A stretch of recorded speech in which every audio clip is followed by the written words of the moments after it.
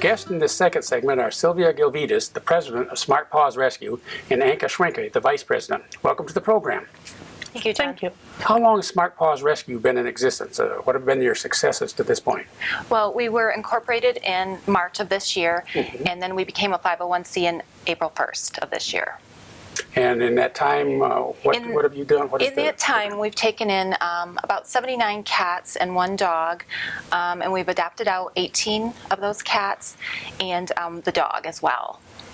And we've done a few fundraisers. And the other animals are still in the program? They are in our foster program, care? yes. You're providing foster care. Well, you brought along some special guests. Could you introduce them to our viewers? Sure. This is Baloo. Baloo's about 3.5 years old. He's actually been with us for 3.5 years when we were with the Humane Society prior to this. So he's a transfer.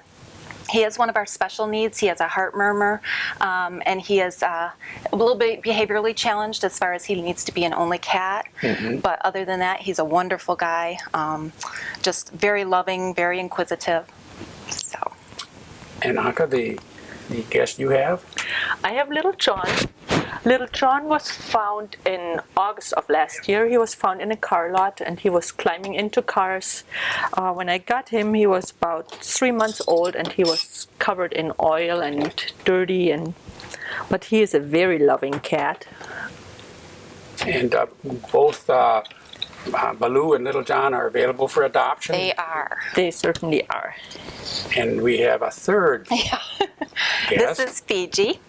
And Fiji came to us with his litter mates. They were abandoned on the side of a road in Linwood. And Fiji is about 7 months old now. He's a big boy. No special needs, no behavior issues, but definitely a wonderful kitty. So these cats are, along with some others, are currently in foster care. They are available for adoption. Right. Hi, Fiji. Now, what is the process when you get an animal for adoption or for foster care? What is the process you go through? If somebody's willing to adopt one? Well, I'm thinking about they're spayed, neutered. Oh, yes. They're spayed and neutered. They're current on vaccines. They're microchipped. They're tested for feline leukemia and AIDS, and dewormed and defleed.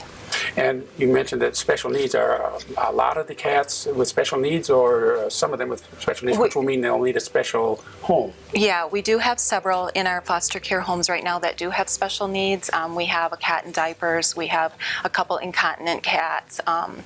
Just various issues. We have some feral cats that still are pretty unsocial. So, yeah. So, are all the cats that are in foster homes, do you need more foster families, or are you set with foster families? How does that? We will need more foster families, but we also will need the funding for that. The cost for the medication, for the spay and neutering and everything to the animals. Well, in addition to needing volunteers to foster, what are some of the other needs that you have? Well, like Anka said, we definitely have a need for some funds to come in, and in that respect, we need people that are great at grant writing and at fundraising, and any volunteers we can have just to even come in and help us out with the cats at adoption events, that kind of thing. We'd really. Obviously, you're looking for people to adopt the cats. Oh, that too, certainly. yes. But there may be some cats that are not adoptable that may be, what's your plan for that? Our ultimate goal is to get a sanctuary established in the area. What we've noticed is we have some wonderful rescues out there, and obviously we have our shelter, but we're lacking a sanctuary, and that's for animals that may never have a place to go. And obviously we can't keep them in our home because we have our own animals, and that prevents us from fostering new ones. So that is definitely, and for all animals, not just cats. So the sanctuary that you're thinking of, you're hoping for, it will require obviously some funding, but it will be some acreage, so the cat's going to be both inside and outside. It'll have a facility and probably built special just for the lifetime home or the temporary home for those that you rescue. Right. It would be a combination, and for those with the more lifetime status, we definitely have some enrichment type things with catios or outside areas for them to roam and that kind of thing, yeah. Well, where can our viewers find more information about Smart Paws Rescue, about, I see pictures of the adoptable animals. I think all 3 of these are on your website. They are. And they can sign up to foster, to adopt, to donate. What's the best way for them to get a hold of you? Website? The website or Facebook. And your website is? I've got it written here. It's smartpawsrescue.org. Okay.